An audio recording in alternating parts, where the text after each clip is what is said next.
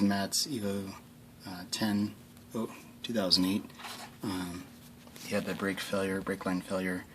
I don't know if you can see that, but you can see where it's kinked right there.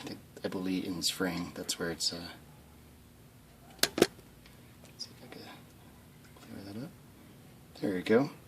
That's where it's messed up. Anyhow, whoever did this also did a poor job hooking up the bracket. You can see it's just flopping there.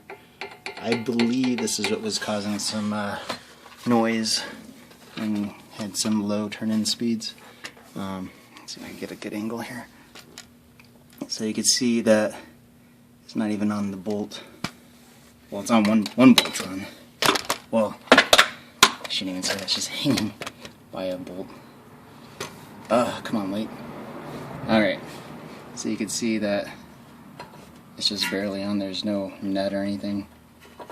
It's just loose. Let's see if I can put my hand, hold the phone. Okay. You can see it's just loose there. That was probably causing a sound when he was turning. I'm assuming it's the same on the other side. Good chance of that.